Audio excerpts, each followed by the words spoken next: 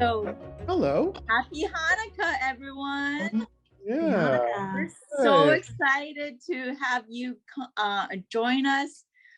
We are so excited to learn more about Hanukkah. And, we have this Multicultural Children's Book Day. And also coming up in January, Mia is the founder of that. If you want more information, Mia is going to explain a little bit more about that. Cool. So I just want to introduce myself first. I'm Ellie Wyndham, and I'm the founder of Walking Other People's Shoes. We are a community that helps to strive to empower women of color's voices through storytelling and community events. And this is one of our free events that we host. Mia was one of our bloggers, and that's how we connected, and now we host this monthly event together. That's a high five.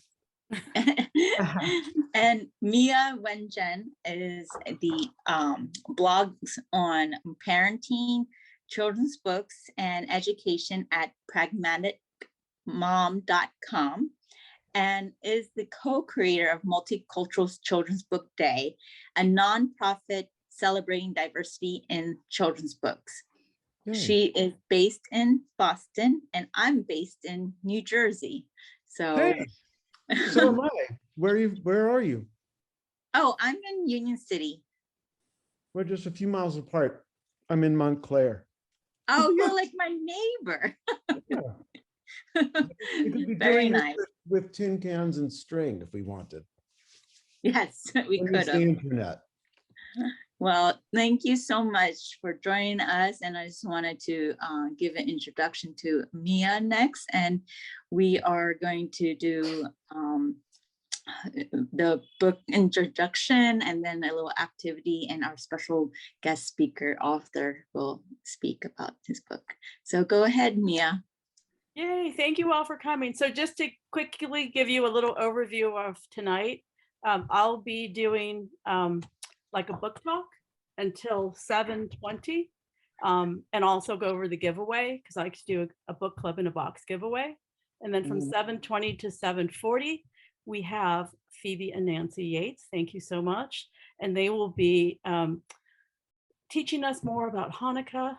And then that will be followed by our rock star special guest, Arthur Levine, who is an author, a publisher, an entrepreneur, and an editor. And he'll be talking and sharing, and feel free to interact with him as well. And then at the very end, I will just go over our book for next month. So I'm so thrilled to talk today about The Hanukkah Magic of Nate Gadol. It's by Arthur A. Levine and illustrated by Kevin Hawkes. You might recognize Kevin Hawkes. He's a pretty well-known illustrator. And I picked this book because, it is Hanukkah, but I really like interfaith, just the idea of interfaith as just sort of a way to kind of show how we're more the same than different. And I thought this book does a really beautiful job of teaching that. And so I don't ever read the whole book just because I don't like to violate copyright. So what I'm doing is I'm just picking a few of my favorite pages and reading them just to give you a gist of the story. And then this actual book and the giveaway, I will send to the winner.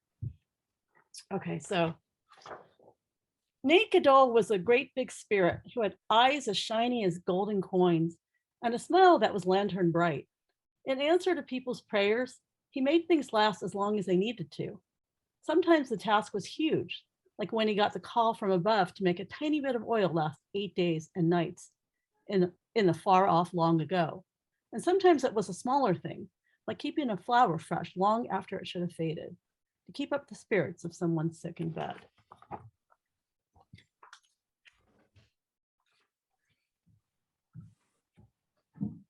Nate especially liked the Glasser family, who took a boat over from Europe during what should have been the Purim holiday.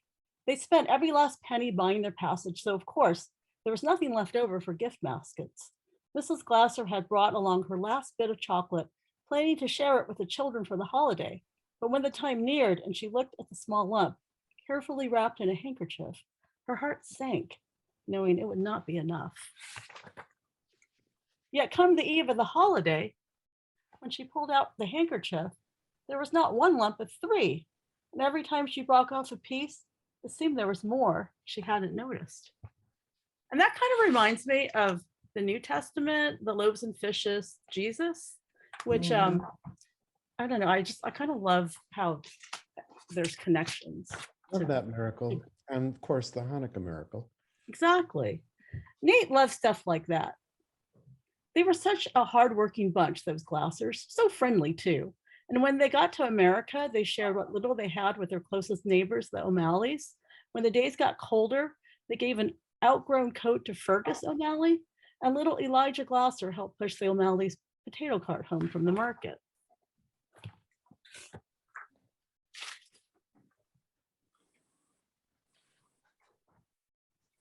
Okay, so now it's Christmas Eve, and both Nate Gadol and times are rough. Let me just put it that way. It was a man in a bright red suit, a gang of reindeer breathing clouds heavily in the cold air, and the sleigh looked decidedly off kilter. The red-suited man was not happy. "Hey, Nick, what's the matter?" asked Nate. The two knew each other from way, way back. "I don't know what happened," Santa said. "The sleigh magic is nearly empty. Are there a lot of people having trouble believing this year?" "Afraid so," said Nate, thinking of the O'Malleys. Then suddenly an idea came to him. "Hey, Nick, you got any chocolate loaded on that sleigh of yours? Can I borrow a little?" "I'm sure we can find something in all these presents," said Nick. A happy handshake, and a few minutes later, each friend had helped the other. Santa's sleigh was now sparkling with Gadol magic, and Nate's sack was full to the brim.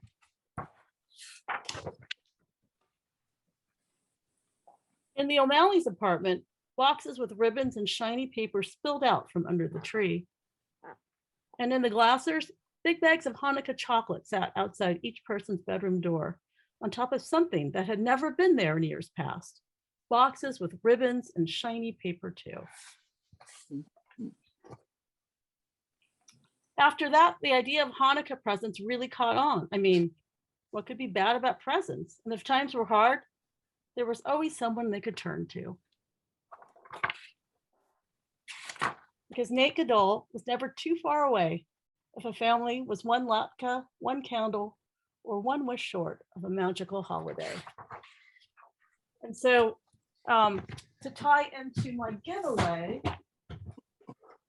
I am giving away bags of chocolate coins. Hanukkah gilts. Yes. And I also have this, which is Hanukkah chocolate Maccabees. I don't know what Maccabees are, so maybe Phoebe and Nancy might know more. And then also, just to tie it into Christmas, my son helped me pick out candy canes. These are from Jolly Rancher, and these are sweet tarts. So the winner of tonight will get all this candy, and plus a book, The Hanukkah Magic of Nate Gadol. Is Nate Gadol? Well, actually, my daughter's in college now, and she's taking the history of the Jewish Bible. And so we didn't really grow up teaching her much about religion. And so it's all new to her, and she finds it fascinating. And so, but I grew up reading the Old Testament and the New Testament, and I don't remember a Nate Gadol. So I was just wondering, is that a folk tale or something that Arthur just made up? Because I just thought it reads like a folk tale, and I love the magical element. And then I love the, I can make so much sense tying back to how the oil lasted for a long time. And then I was like, oh, fishes and loaves, which Jesus did that. And just sort of that magic, which happens every day. Like there are those flowers that you send someone flowers for their birthday, or maybe they're sick. And then they're like, oh my God, it lasted so much Yeah. longer than it should have. And there is magic in making things last. And also there's just magic in, I think, the goodwill of just being willing to share, break things in half. I know, like Barbara's my neighbor. And so we have this habit whenever we bake something or cook something that we say it's good enough to share, then we run over to our neighbors, knock, knock, knock. And it's like, here's a cake I baked, or here's, whatever. And so there's just magic in sharing. And I also love how this book ties into there weren't presents and now there are presents. And that also is similar to Christmas. And so I don't know, I just find this book to be like what I would call like an instant classic. It's like a new class. It just feels like something that we all grew up with, even though it's newly published, and a story that's ancient and still relevant, and just sort of a beautiful story about the good that's in all people, that especially comes out at holiday times. And I just think the illustrations also, like there's like sparkly gold on the cover, and just the way it's illustrated just sort of reinforces like this is a folk tale, even if it isn't a real folk tale. I mean, like a truly from years past, or from hundreds of years ago, but it just has that classic, like break it out every year, read it, and then like let's remind ourselves to think about others and to share. From your lips to God's ears, as the saying goes. That it be a book we read every year. Yeah. So without further ado, I'm going to have Ellie introduce Phoebe and Nancy, and we can do the next portion. Hello, everyone. Again, back. I just want to give the proper introduction to these wonderful ladies. So I met Nancy at Monday Night Hospitality. It's a soup kitchen that we volunteered together in Manhattan, and I think it's been like 7 or 8 years that we've known each other. So this is really exciting that we can come together and participate in this. And then I known Phoebe as long as I known yes, Nancy is Nancy Yates, sorry. I known Phoebe as long as I don't know, tiny little girl, but now she's a teenager. Oh my goodness. So yes, Phoebe Yates. Yeah. Phoebe and Ellie used to do the coat check together. So they actually got to know each other pretty well, that the volunteers would come and they would need to hang up their coats because we'd have 70 to 100 volunteers and a lot of coats, especially in the winter. So these two became fast friends, which is awesome. And thank you for inviting us. I just want to go on record with saying that we are no experts in anything. I have a feeling that Arthur knows a lot more than we do, but it shows that the cool thing about being Jewish is that there's a lot of ways to be Jewish. There is a spectrum of, people who are completely secular like me, to all the way to the most Orthodox and Hasidim. There's levels of things where we don't recognize each other so much. So, there's to a Hasidic person, I would not be a Jew in a lot of ways, and not an observant Jew. And then, but then the way my mom raised me and my parents is that we could experience it in a cultural way, an American, very American, New York way, is different than other parts of the world. There's a lot of Jews in New York, so you can feel comfortable when everybody knows what it's like to be, you have a community or you don't have a community. And the less of a community you have, the more isolated you are in your faith and your ideas. It can go a lot of different ways. So I just want to say we really enjoyed your book, Arthur. Yeah. Thank you. It's a great story. And, I tell Phoebe that Hanukkah was never really about presents. It was not a present giving holiday. Yeah. It was the kind of holiday, in my experience, that was trying to compete with Christmas and not feel left out as a Jewish kid when everybody else was doing Christmas. So Hanukkah was a fun thing. To me, it's more similar to Diwali, if you know the Indian holiday, which is a festival of lights. It's a very it is their biggest, it's their Christmas for sure. But Indians also love Christmas. They love all holidays. So,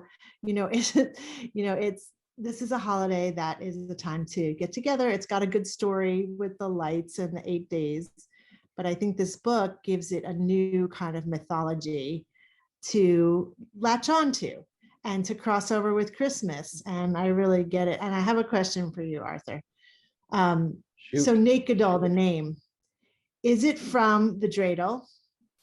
Yeah, I Did you pick guess that you're up? not, if you look on in the chat, I typed that out. Yes, the dreidel has nun, gimel, hey, and shin. Those are 4 Hebrew letters, and they stand for the words Nes Gadol Haya Sham. And it always struck me that Nes Gadol sounds like somebody's name. Yes. So I'm like, You and I have to talk because Nes there's a whole book. Gadol. Nate Gadol. Wait, A how do you election. translate that again? Nate, Nes, Nace means Nes, which is None. Nes Gadol. Gadol means big. Nes is a miracle. Nes, Gadol, Haya, meaning over there, Sham. Sham. These are Happened. the sides of the dreidel. oh, so you'll they- explain to us, because I think the dreidel game is cool, and I think I played it once as a child, but I would love to learn more about that. We never really played it. We Dreidel, just the like dreidel the- game is totally divorced from any particular meaning. I mean, it's a fun game. I agree. It's a toy. It's a toy with 4 sides, like A, B, C, D on the sides. Oh, What I thought was something cool that about Arthur did was took those letters and the sound of those letters and turned it into a name. So the dreidel being a symbol of Hanukkah, and those letters being part of that. Yeah, and the gold coins and everything. So there's all this great mythology you put into the book that I think is cool. And I have to say the illustrations are beautiful. Yes. So what an incredible illustrator. I mean, and the gold foil and everything. Good job. Good job. Good job, Candlewick. Yeah. They were in So my neck of the town, my neck of the woods, and I'm like, that's like my dream, to be published by Candlewick one day. Indie Press in New Jersey, you might want to check out. Oh yes, there actually is. Levine Cordago? Levine Guerrido. Kelly, okay, sorry. Yes, there is. It is, it's a happening place. And you have a new book that came out, the Blue and White. Is that yours? Yes, that's Blue Levine and White Guerrido. and Red and Green by Lee Wind, which is also, you know what? I almost wanted to do that as well, and I didn't have a copy of it. It's also a really beautiful interfaith story, but it's a little bit more like true to current events. And I was a little bit like, we did do that last month with Tracy Sorrell's We Are Still Here. So I thought like a mythology one was just like, I don't know, it just felt right. But that also, like I don't have a copy of it yet, but that is a pretty exciting story. I recommend it. Do you always sing when you light the candles? Yes, they're blessings. Yes. It's like before you eat, before you light the holiday candles. And if you want, I can explain what they mean. Yeah, do it. Do you want, Nancy, do you want to do the first blessing and I'll do the second? Or you can do the first and second and I'll do the extra one? I only know one. So Okay. I'm going to do the one we know, and then you can fill out after that. Okay. All right. Great. Here we go. All right. Ready? Ready? Here we go. Baruch atah Adonai, Eloheinu melech haolam, asher kidshanu b'mitzvotav, v'tzivanu lahadlik ner shel Hanukkah. Blessed are you, O Lord, source of light in the universe, who has commanded us to honor this day by lighting the lights of Hanukkah. That's a translation. And then the second blessing is Baruch atah Adonai Eloheinu melech haolam, she'asa nisim I lavoteinu, do know it. bayamim ha'hem, ba'azman ha'zeh. Yes, you brought it back to my brain. It's so And Thank I think that beautiful. we should sing, there's a last one, which is not traditionally sung anytime but the first time, but it's one that means thank you. We are thankful to the source of life for bringing us forward to this moment in time that we can share with each other.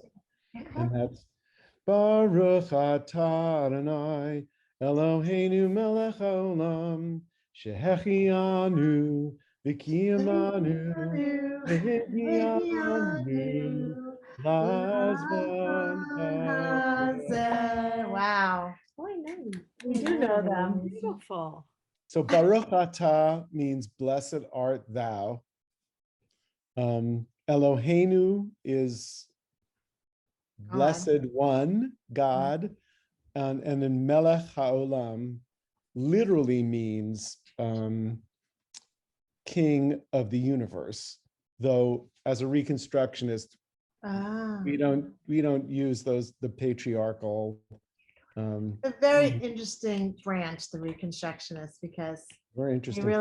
they're really interesting to me as they brought in very modernism into Judaism for younger people and sometimes people who had been lost their connection to their religion. They come into the Reconstructionist world, it seems they're very welcoming and very kind of modern Radical, reform. radical and traditional at the same time. Right, modern So reform, right. we all, we say these blessings, and we think about them and what they mean. And, you don't have to use the image king of the universe. You can say, blessed is the source of light, We prefer because queen in our household, so.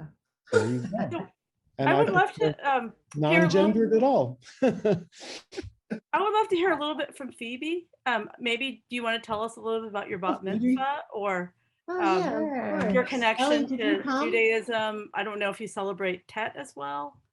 Yeah, I do. Yeah. So kind of how were you experiencing, I guess, cross-cultural holidays, and what is that like for you? Well, to me, it's very normal because everyone else in my family, like with my mom's side of the family, we all celebrate Hanukkah together. And my parents would always celebrate Tet with me to know more about my culture, even though they also had to learn with me. So it always seemed normal to me. So I guess it's interesting. We have to a lot see. of friends too in our community of kids who some are Jewish that we know that are Vietnamese and some are just Vietnamese from the same place Phoebe's from. So we have this nice community through a group called Catalyst, which had these Vietnam family camps where all the kids were from Vietnam and all the counselors were from Vietnam and most all adopted. And they had that moment together. So all those families are part of our families now for Tet. We make sure we try to, unfortunately, COVID has put a kibosh on these guys getting together. But now with screens the way they are, they're all talk to each other and play games and stuff. So we have, we have a lot of cultures in our family. Do you find that you're meeting other Asian Jewish children or teens? And what is that like to find someone that's kind of similar? I've met a few, and it's really fun to be able to talk to people that are Asian and Jewish like me, and because then we can talk about like holidays that we like celebrating, but also like the culture that we like and the food and the outfits and everything like that. And that's always been, it's been easier to connect with those people on a different level than I connect with other people. Yeah, we have a community of Asian Jews as part of our synagogue, and Latinx Jews and Black Jews. It's it's a myth that Jews are white. Right. That's just the public face. That's what people think of is they think of Eastern European Jews. I'm not, I'm not an Eastern European Jew. I'm an Italian Jew. But that's Well, the Fertile Crescent, right, where we all kind of began, is the Fertile Crescent that touches Asia, Africa, Middle East, Sure. that whole world where everyone began before we all spread. So yeah, there's a lot of mixture. So Phoebe and Nancy, do you want to tell us a little bit about how you celebrate, like just day-to-day Hanukkah? Is there a special meal? No, I will The presents, say. like what's the present situation? I have one question. Did Phoebe go to her birthright trip to Israel? No, that that's only for more men? college age. It's more college age. Oh, kids. you're still young. Yeah. Coming up for More her. college and like young 20 somethings. But that would be a cool thing to do for birthright. And we need to do it for Vietnam as My well. cousins did that. Yeah, one of her cousins did a birthright trip. I know many people have done it. I hadn't done it myself, but it's a wonderful tradition. And I think something that I've heard has come up for Vietnam. I heard it for Nigeria, for places where families have a diaspora and the kids have no connection really to their home country. They get a chance to go back and be there for a while and meet local people. And it's something that hopefully the world will be able to do again in the future. So for us, Hanukkah, so my mom had just passed recently, but before my mom passed, my mom was a party giver extraordinaire, and there would not be any holiday or event or something that she would not be hosting, making, cooking, planning, and presents. My Ton of mom was food and a ton of big on presents. presents. You'd walk in the door, hello present, and then you have a Hanukkah present. The last then you Hanukkah, do you oh remember the God. pile of, yeah, we walked into Yeah. their apartment in the city on Upper East Side. We are currently living in Vermont, by the way, so Phoebe's having another whole cultural Yep. experience being an Asian Jewish girl in Vermont. Wow. Is different than it was in New York City. So she's going to have another experience here. But yeah, for my mom, a lot of it's food, definitely latkes. Latkes are we were not kosher, and we were not super observant, but food was super important to my mom. So latkes, which are shredded potatoes fried in a pan, they can be done any number of ways to be zhuzhed up with applesauce or sour cream, or some people do a little caviar I've seen, and a little dill, that kind of stuff. So the potato pancake itself is very traditional. I know some families do jelly donuts. That's not something we did, but Those are very popular. that's pretty popular. And then each night, I think mostly, even when I was a kid, it was one present a night for 8 nights. But often books and other things, that were things that would come from grandparents. You would get to open at least one present a night. That's a pretty good deal, 8 presents. Right? You might not get 8 presents for Christmas, or just want to beat Christmas. I think that's the key for us, is to just show all the ways that we are either just as good as or better than Christmas. So there's some comments here about latkes. Yeah. Annie has a hack, which is to smush tater tots. Love that. Yeah, I've heard That that. seems. Good idea. Arthur made the connection for the rest of us that it's traditional because it's fried in oil. So that goes back to the miracle of oil and the oil lasting. That's the point of latkes, right? To fry. And yeah, also jelly to fry. donuts, because they're fried. Anything fried. Yes, exactly. Oh gosh, I can't think of I'm Wait, blanking and on then Arthur also says Italian Jewish households, they make fratelli di Hanukkah. So I don't know what that is, but it sounds delicious. which What are is that? they're like they're sort of like munchkins. Ah, They're little balls of dough that have raisins, jelly. and you fry them, and you So roll that's them, like a jelly donut. and Yeah. then you dip them in warm honey. Ooh, That nice. sounds delicious. Yeah. Oh, I see some earlier comments. Danielle, she lived in it. Nancy lived in India, but Danielle also said Diwali was huge in her community.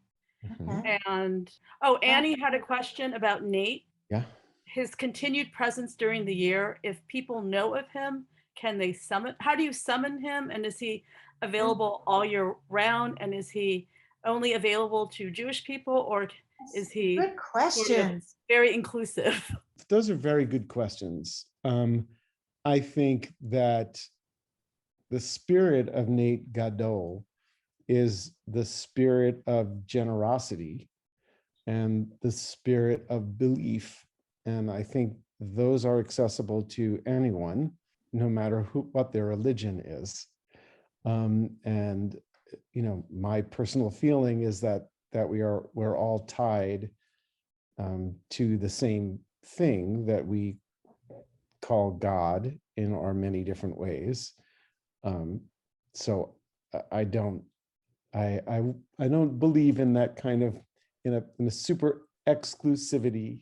Generosity. I just got to get the feeling that if I hit by a car and Jesus was walking by, he wouldn't say, "I'm not going to help you out. You're Jewish." I mean, that's my belief. Maybe other people don't have that belief. Is that sort of a trend in the Jewish religion, that you're focused more on inclusivity rather than separateness? Well, it's a very specific, it's one of the founding principles of Reconstructionist Judaism, which is a rejection of the notion of chosenness. Like, we reject the idea, explicitly reject the idea that anyone is the chosen people of God. God does not choose one group of people over another and say, you get my blessing and you all don't. Like, that's not our belief. I mean, other people believe other things. So yes, it's an explicit part of Reconstructionist Judaism. Yeah. Annie had another comment that she said that New York Central Synagogue has an Asian American Jewish rabbi. Yes, she is Korean. She's Korean. That's awesome. Incredible. She's and incredible. female.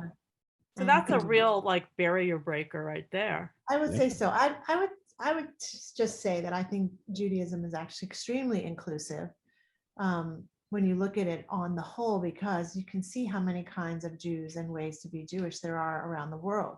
There are always going to be those who are exclusive. And it's hard for me to define Judaism as like those extreme people of Hasidim who keep themselves very separate from the world. They are much closer to the Amish, or people who have chosen their communities to stay insular. They have more in common with Amish people than they have with me, for sure. So, and they're extremely, extremely small part of a very small religion. We're still less than 1% in the world. But I feel that there's all kinds of ways to be Jewish. And that's really the beauty of it. And as my mother would say to me, who grew up with an Orthodox father, she didn't think that being Jewish had anything to do with believing in God or not believing in God. She was not a believer, and we are not big believers, we're questioners. It is a religion of questions. But for her, being Jewish was extremely important to her entire identity, life, humor, food, literature, theater in New York, person who is among Jews most of her life. A party Jew, I would call her for sure. And it wasn't about religion or doctrine or study or separateness, for sure. Our house was a very open home where people were always, always welcome. And that was Jewishness to me. She's like the family in here. She was all about community, building community with those around her. She would be like this, and accepting everyone. For sure. It's a warm community and a loving and open community of people, open-minded people who, my mother and our families, the acceptance of people of all races, of people of all genders, people of all sexual orientations were always welcome. There's no exclusion. And I think a lot of, in our family and our community. I beg to differ as a queer Jew, but no, but I'm saying we have in our family, there was family. acceptance for that. I think some religious of any religions can be very hard on family members who are gay or bring someone in from another culture. There's, there, and I think the world defines not by traditional, there's people who are traditional and there are people who are modern and more open to different ways of growing your own personal experience with your history. For us, it's a lot about history and food and culture. And we were a family that didn't have any, my great grandparents all came from Russia, Eastern Europe, early part of the 1900s. So we didn't lose people in the Holocaust. And that whole experience is a different whole subset of humans who have experienced the hard things of being a Jew firsthand. So we were very removed from that. So, everyone, there's so many experiences. And So I that's, just have to say, I'm sorry, go ahead, please, no, you Barbara. go ahead. I was just gonna say, in that sense, it's for me, almost identical to a culture. It is. The way you describe it, it has all the cultural elements, so to speak. That Very much so. either, For my mom, for sure. For right. sure. Yes, as Nancy was saying, that's certainly a pretty substantial group of Jews encounter Judaism and experience Judaism in exactly that way. I am a believer, and I believe very devoutly in this force we sometimes call God. Of course, again, as Nancy was saying, an Orthodox person would not interpret my imagery and feelings as equivalent.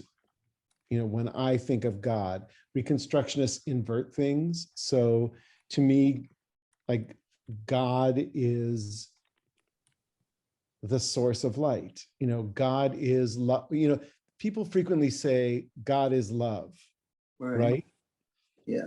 And From so every for me, religion, right? That's yes, a universal. that's what I'm saying. Yeah. And for me, love is God. Yeah.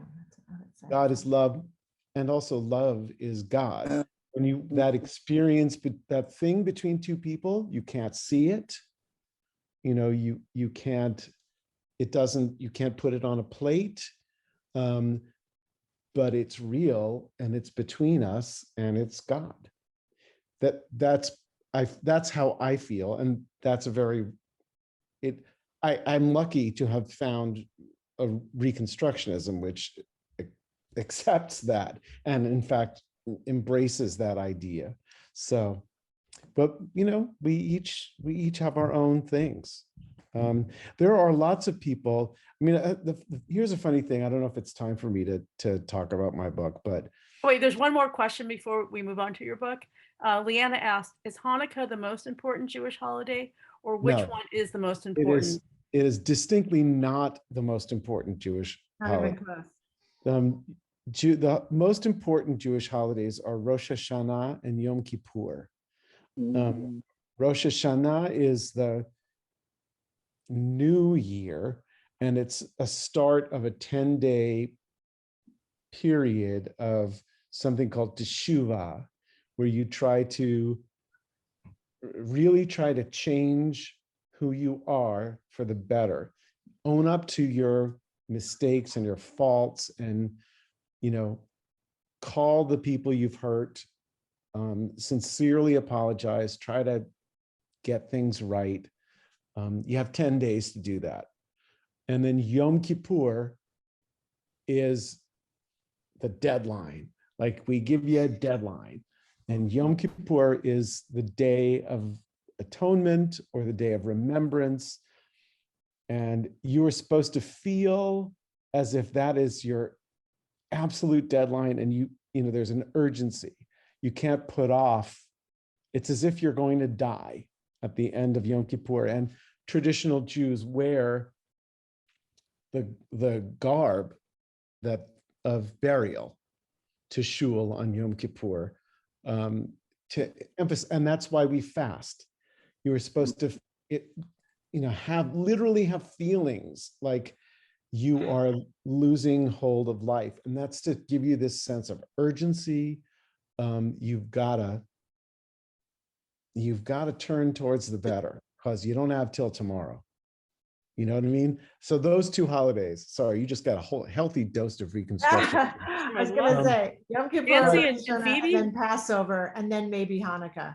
Like, I'd say it's not even in the top three. Purim, Sukkot, Simchat Torah is Purim. much more like I had a million of them. Hanukkah is a fairly pretty minor holiday, but the fact is, and this is where my book comes in, so I hope you won't mind if I talk about it. The fact is that it comes in the calendar next to Christmas, and Christmas is a gigantic thing for Jews who live in the world. That is everyone but the Hasids and other people who are sheltered from the rest of the world. Anyone who lives in the rest of the world gets big Christmas, and it's everywhere, and it's wonderful. It's great music. It's beautiful music. It's wonderful food. It's twinkling lights. It's joy to the world. All these great things. It's wonderful specials. It's Rudolph the Red-Nosed Reindeer. It's it's How the Grinch Stole Christmas. It's all these great things. And when I was a kid, I'm not gonna lie, I felt really bad around Christmas. Like, everyone wishing me Merry Christmas. Every commercial that was on TV was about Christmas. You go to the mall and the stores are decorated for Christmas, and that's when you, as a Jew, know you are a tiny minority. And you may feel like you can sometimes fit in sometimes some other parts of the year, but Christmas lets you know you're not part of this, really. And that was one of my motivations to write a myth. Like, Santa, what a great story. Why can't I make something that is not specifically, Santa has nothing to do with Jesus. Right? Santa's like a big round guy in a red suit who gives presents away. He knows whether you've been bad or good. It's a great parent thing, but it's not religious. So I wanted to do something that was extra religious, like around outside of it, but maybe becomes a tradition, part of a tradition, a story like that. So and I did a bunch of research, found out that there was, again, Nancy was right about this. Hanukkah was not always about presents. That was invented in the United States in a very specific time period. It was in the 1880s. And it was invented by merchants. It was just at a point where a period of one wave of Jewish immigrants had established themselves enough to have some extra spending money that they might want to give presents to their kids. And like the newspaper, they actively said, hey, let's sell this idea to the Jews. And that was right before industrialization, right? It was in the 1880s, yeah. 1880s, yeah. And so I looked up what point, what year in the 1880s, Christmas and Hanukkah coincided. And I said it there because I think Nate Gadol is a much nicer explanation for why there are presents on Hanukkah than, mercenary, capitalism. So, and I made up a story. We have a couple of questions and comments. Annie says, comedian Judy Gold did a funny podcast interview where she stressed Hanukkah is not the Jewish Christmas. And also Leanna said her son would like to know why Jews wear a head covering. If anyone would like to address that. You go, Arthur. You mean like my kippah over here? You wear that daily, or are you just wearing it for Hanukkah? I wear it whenever I want to feel that I'm in a sacred space. Oh. And so when I light candles and I say blessings, I wear a kippah. Gotcha. And to me, I think that I believe in rituals, and I believe in doing things that help you get into the mood and be in the moment. And a kippah does that for me. I don't normally wear one, but when I'm about to say blessings, I put one on. And I wear it to shul. Similar to what Phoebe had for her bat mitzvah. We'll get one of your.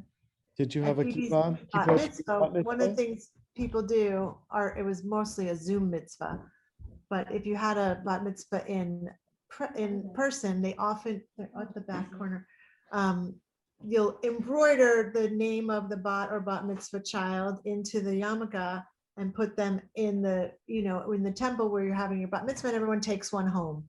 And the then date. you remember who's bat mitzvah, whose wedding, who's something. So We did that actually, for look my at this, son. Arthur. This is And I similar. It's woven like yours. It's beautiful. Oh, it's beautiful. It's And so you have the small. little On the inside. label on the inside. And the Yeah. inside is the label that says Phoebe's Hebrew name, which is Ahava Ahava, Matea. which means like precious gift or beloved gift. Right. And it was 10, 10, 20. Zahava means gold. So Also means Ahava gold. is probably related to that. And how does she get a Jewish name? Is that something that the rabbi bestows upon her, or is that something you No, choose? luckily, like all baby names, the parents get to choose. Yes. Naming of Jewish children is a very particular thing, as I'm sure Arthur will tell you, and that if Jews that care about such things, you do not name for someone who is living. You wouldn't name someone John Jr. or Sally Jr. or whatever. That's considered a kinahara, which is like a jinx. Like you don't want to put a curse on someone who's alive. You honor someone who has passed, often with the first letter of their name. So, my grandmother was Anna was her name, and she wanted, we talked about naming Phoebe something like Anna or Annabelle, whatever. But my mother had done something in our family where we were all named for, I have the same Hebrew name as one of my great grandmothers. So my Hebrew name is Sarah Leah. It doesn't necessarily go with my name. And Phoebe's name I chose just because I thought it was pretty. And the A was for my grandma Anne. So my son is named after my beloved grandfather. There's a little bit of a funny story. My grandfather, when he came to this country, was named Max. And his sisters had gotten there before him. And when he came over, they said, you can't be called Max. That's not an American name. That's not American enough. Oh, not American You need enough. an American name. We'll call you Myron. That's terrible. So that Poor became my Myron. grandpa Myron, but I named my son Max. There you And- go. They brought it And I around. gave him my grandfather's Hebrew name, which is Menachem, which beautifully means our comfort. Menachem, our comfort. So That's a great. nice name. My Hebrew name is Aharon, which is Aaron, the brother of Moses. Mhm. That's more typical. That if your name was Arthur as your American name, that you would have an A name Aaron. for your Hebrew name. So Yeah. Aaron, like what would be the version of your name in Hebrew? Phoebe has like 14 names now. So she also has a Vietnamese name and a Jewish name and an American Wait, name. what's your Vietnamese name? Hien Thi Lu. Oh, it's beautiful too. Mhm. Danielle has a couple of comments I want to share. She said, when my church started Santa and Jewish breakfast, I was stunned because they were not connected. And she also wanted to share that Easter is the most important Christian holiday. Right. Passover. Right. Well, but, and I, so my, my husband is Christian. Was mine. There you go. And Interfaith. This is all about interfaith holidays. Right. and so we agreed that our son has been raised Jewish because I am much more actively involved in my faith. I was completely open to, whatever Christian holidays or anything that my husband wanted to include. He was basically not interested. But I thought, no, Easter is really important. Like the whole idea of God being born again on earth. Like, so for me, in my funky concept of God, that is so powerful that his son, gave up his life and then came back, to be the presence of God. Isn't Passover the Last Supper? Wasn't the Last Supper? Yes, the Last Supper was Pesach, right? There's a lot of, right, crossover. So that's, Passover is its own set of imagery, but I really liked the, New book for you, Arthur. birth of faith, Passover, Easter. I think that should be your next one. Next one, Easter, Passover, Easter, crossover, mashup. Yeah, no, seriously. Do it. What I started to say is that people kind of hate on me for this. Like, this is not Oh, you know what? popular There's idea. always going to Like, be haters. There's going to there's be no way haters. that it's not a coincidence. I'm not saying I would have won an award. You can never say that, but there was no way I ever would win an award for a book that even acknowledged. We're going to create some new awards. Yeah, no, we need Cross-cultural book interfaith. of the I year. love interfaith books. Do, but We need do. them. I'm going to give this book to a friend of mine who is a Christian girl who married a Jewish guy. There's so much interfaith marriage. You will have your own subset of humans who are going to really appreciate this book because it gives them a book that has Santa and something else in the same book. So, and even for those of us who are not Jewish or actively, participating in religion, I just think to learn about world religions and the interconnectivity. I mean, it's so important, and it's also like, it's part of cultural knowledge just to learn about it. So my daughter was like, should I learn about the Jewish Bible? I was like, hell yes, because, you never wanted to go to church. And I grew up reading, the Old Testament via comic books. That's how I kept going to church, Presbyterian church and Buddhist church. And I went to Mormon church. I went to Catholic service. I went to Jewish. I mean, I was in my community. I just like showed up. If I got invited, I showed up. Right. And it's so much more richer to know about all of that and to be invited and to celebrate. I just feel like it's a gift you gave us to, even today, Nancy and Phoebe, and to share your culture and to let us in. I didn't know about this new, a version of Jew. I just knew about like Reform because that's big in my community. But this is like the real guiding light of like inclusivity that, I didn't know that because I always thought like, oh yeah, I was like chosen one. Like that doesn't really feel right. Like why would God choose? He loves everybody. Like totally goes against what he says, Right. So I love that. I love learning about that. Yeah, I mean, it's really interesting. I mean, even it's part of the traditional Torah blessing Like when you go up to read the Torah, there are traditional blessings that are said. And one of them says, thank you, God, for choosing us over all other peoples. Mhm. And we don't say that. Yeah, no. Also, Hasidim, every morning, boys wake up and say, thank you, God, for Thank you for not making me a woman. woman. That Right. is the true thing. We don't do So that. it's extremely, it can be extremely misogynistic, extremely exclusive. But that is a real end of the spectrum. That is a tiny end of a spectrum that doesn't define everybody who's Jewish. So I want to Thankfully. share a few more comments. Annie says her husband says he's a recovering Catholic, and her father says My he's husband too. an honorary member of the tribe after 26 years. And her Yes. ketubah, which is a Jewish marriage contract, says that we will raise our children to know and love God, whatever that means to us. Arthur Yes. also wanted to share that we Jews don't call it the Old Testament, so sorry, my bad. This is my And Ellie wanted to share that, Annie, that's great that you can trace your history. Danielle wanted to share that books like yours open minds and increase empathy. And That's a good Yeah. quote. That's nice. Thanks. Oh, the quote so that I think the we're book of from the winding- book of Ruth that I put on my that we put on our ketubah. Very Whither nice. thou goest, I will go. So we have I am my maybe beloved, and my beloved is mine. That's what I Yes. said. Anila do diva do di li. we're coming up on the hour, so maybe if anyone has last questions for any of our speakers, feel free to either chime out if you're not muted or type it in. And then while you guys are thinking about it, I'm just going to share next month. We're going to be using Ooh. Watercress by Andrea Wang, illustrated by Jason Shin. Personally, Friend of mine. I'm friends with Andrea too. I love her.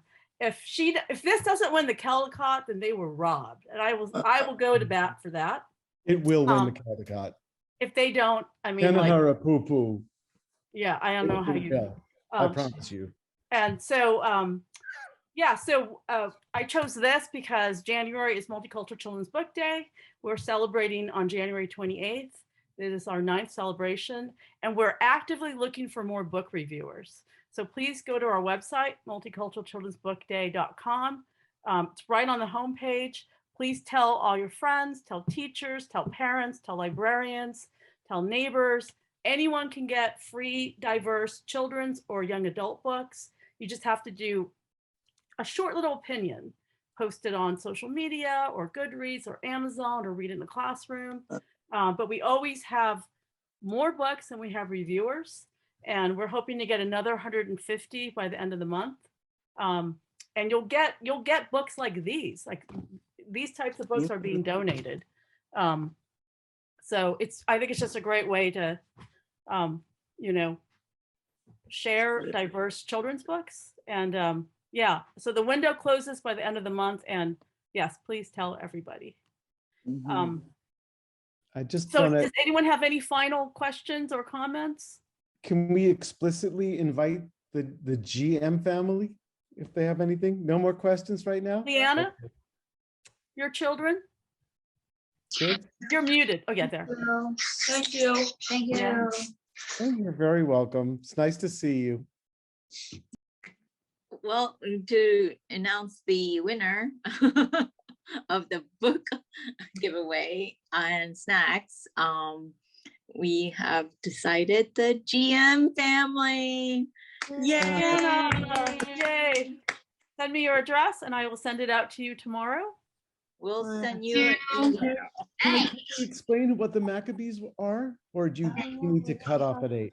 No. Yeah, actually, I would love to know about the Maccabees.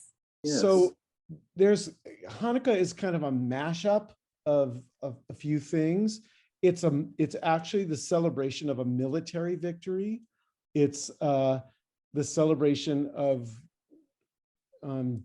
Jews who were being forced to assimilate into Syrian Greek culture. And they had tried to resist, and then the army just, slaughtered them. And, came in and broke things and defiled the temple. And this one family called the Maccabees, Judah. are a Judah family. Maccabee. Judah is the head of the family. And he led this ongoing resistance. He fled up into the hills and did sort of guerrilla warfare, and then Yes. they won and came down and cleaned up the temple. And that's when they found only one jar of oil to light the eternal flame. And they were like, all right, well, it's going to take us 8 days to get more oil, so I guess we'll just light it and it'll last for one night. So they did. The miracle was that it lasted 8 days and nights until new oil could be brought in.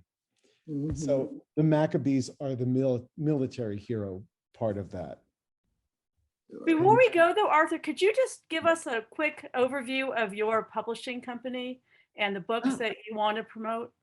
Sure. The company I founded in 2019 is called Levine Querido. That's Querido. And you can look at what we publish at levinequerido.com, or LQ. If it's easier to remember, you could probably Google that. And we are devoted to finding great artists and authors that reflect the beautiful diversity of American cultures, races, ethnicities, sexualities, abilities, and making great books with them, and giving voice to previously underrepresented people. And there's also another part of my company that is devoted to finding great books originally written in another language, a language other than English, and translating them. Are you doing all genres, or is it just picture books? No, all genres. We won the Prince Medal last year for best young adult book. Oh, amazing. A book called Everything Sad is Untrue by Daniel Nayeri. Yes, yeah, I know that book. And Cool. graphic novels as well? Yes, indeed. We have a Finnish graphic novel out called Oksi, OKSI. Very, very powerful. Do you have any book jackets to show us? I'm sorry. I'm ill prepared. I'm ill prepared. Oh, no, that's okay. But I'm gonna type in the. You can give us a link and we can post it when we do.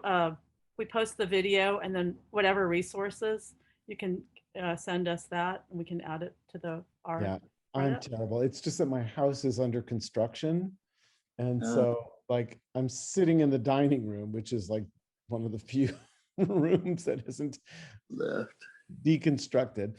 Otherwise, I would run upstairs to my office and show some books. But you know what? If you want, you can do a separate video for like a minute or two, and just hold up a book, give a little blurb. Do that for as long as you want, and we'll post it below today's, so we get more of a sense of. And just do it whenever you have a chance, because it's great to know about the publishing company. We definitely want to give it some. So to wrap up, then, thank you everyone for coming, and please come next month. Watercress and Multicultural Children's Book Day, a dual celebration with Multicultural Children's Book Club. And thank you so much for our special guests. Thank you so much for having me, Arthur, and on Hanukkah, no less. Thank you so much. Phoebe and Nancy. It was so nice just to learn about what you guys do to celebrate. Thank you so much for sharing. It just was so special. So, thank you, everyone. Thank you.